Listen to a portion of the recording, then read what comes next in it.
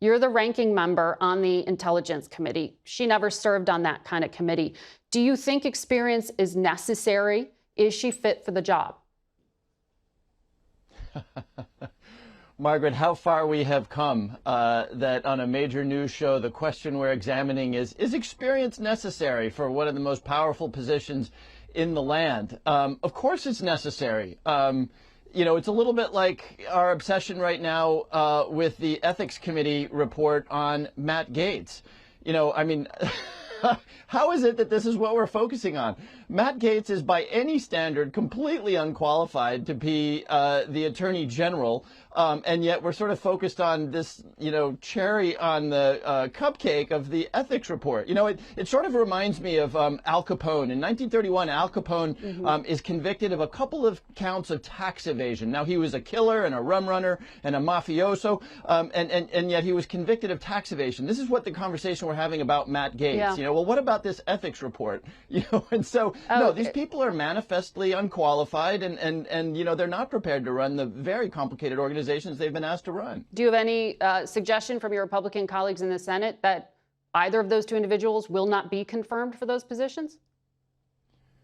Look, all I would observe is that, you know, history is a harsh judge, and I understand what happens to Republicans who stand up to Donald Trump. You know, talk to Adam Kinzinger or Liz Cheney or, you know, many of the Republicans who voted for his impeachment who are now gone. I understand that. But history is a hard judge. And a Republican senator who takes a vote to consent to the appointment of Matt Gaetz, a chaos agent, a performative social media, no respect for the rule of law individual, the Republican senator who votes to confirm Matt Gaetz or Robert Kennedy or Tulsi Gabbard will be remembered by history as somebody who completely gave up their responsibility to Donald Trump. Well, the Speaker of the House called him one of the greatest minds in the United States or anywhere on another program this morning. On intelligence, though, because of your committee oversight, John Ratcliffe, another former House member who went on to serve in an acting role at intelligence previously, he is the selection to run the CIA. Do you trust him to appropriately handle sensitive intelligence information?